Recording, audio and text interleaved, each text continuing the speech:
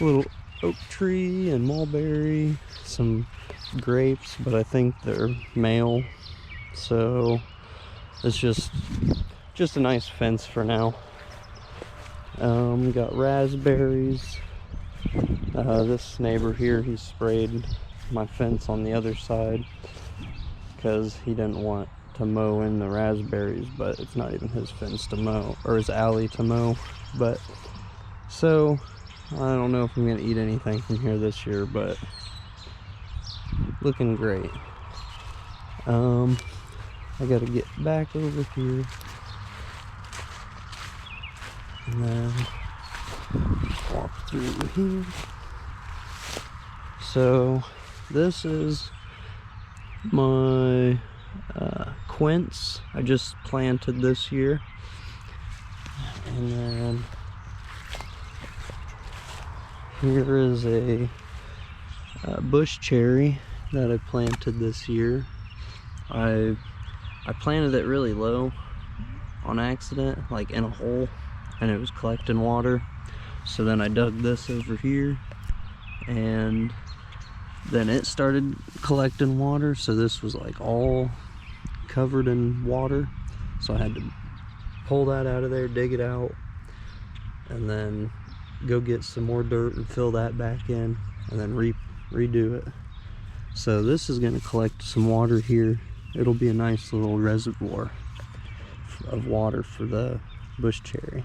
See how it does, how it likes it.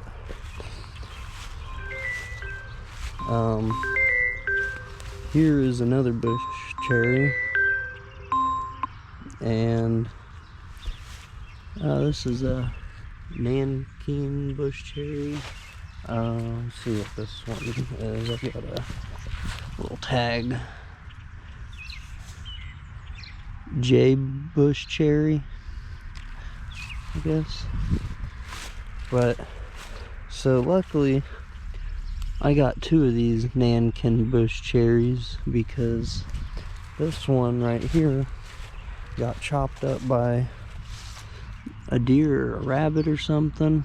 It was just like little twigs laying all over the place.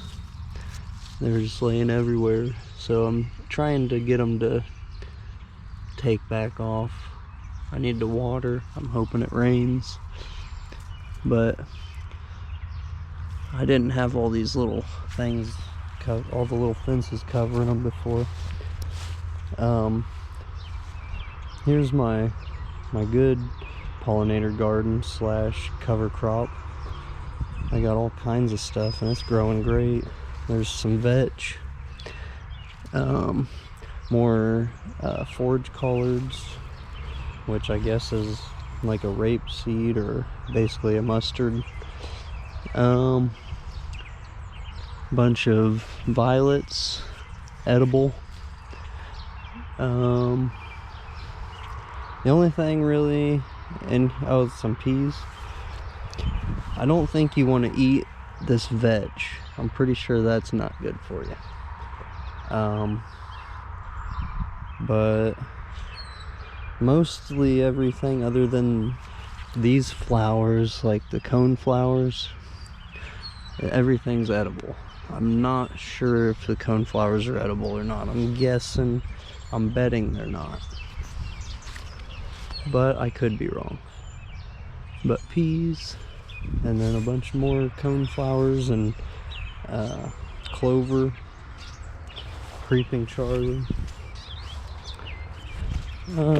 Here is a honeyberry. It's like moon something, but it's not doing anything. I hate to say it, but it might not make it. But planted that this year. Here's a currant or gooseberry that I planted 2 years ago or last year. And then here's a cherry. There's some little cherries on here. I planted this 2 years ago. Little cherries finally. First year. Then there's a wild cherry and a mulberry. There's some roses back here. Where are the roses? Huh. I don't, oh, there they are. There's a rose right here. But, oh, and right here. There they are. I'm seeing them now.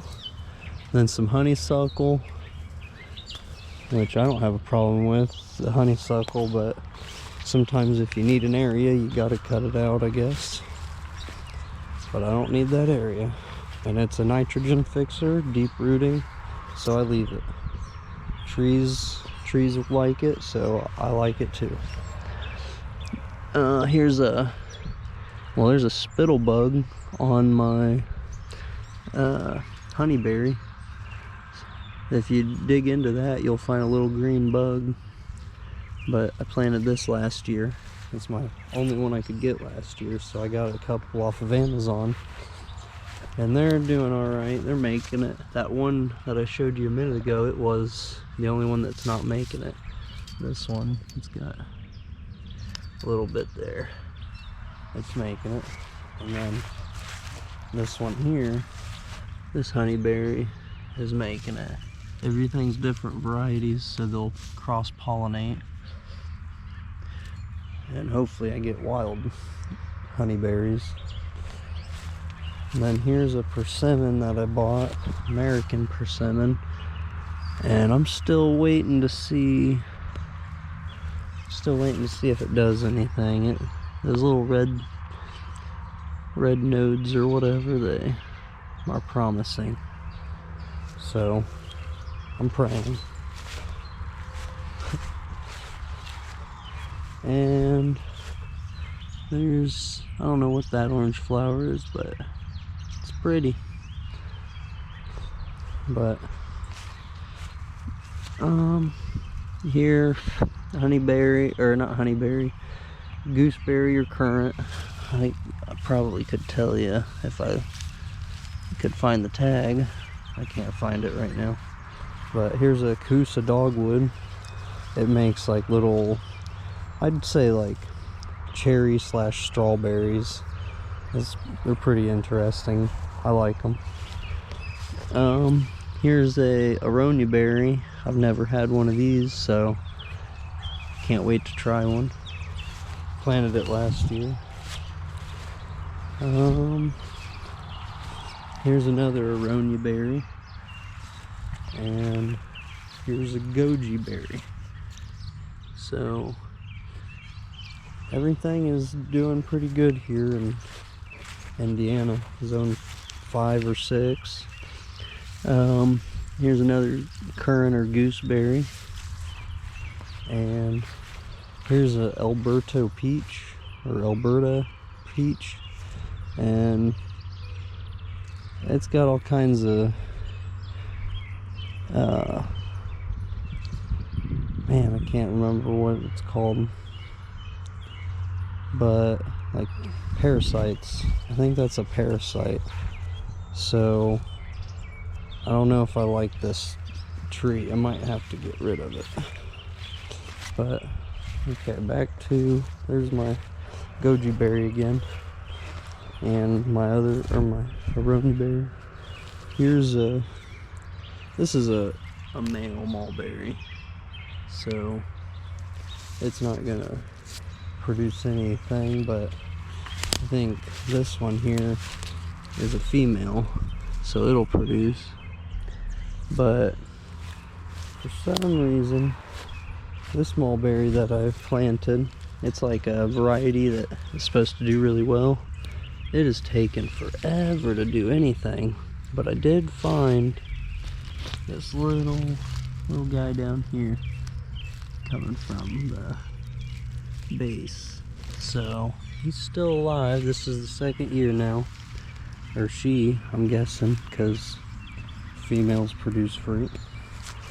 But so we'll see how that does.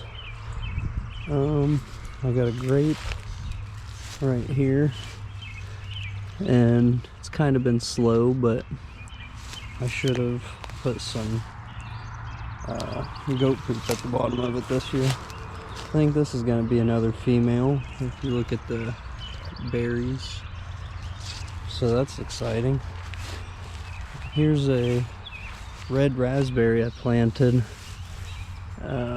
last year, 2 years ago? 2 years ago. And it's starting to make some shoots.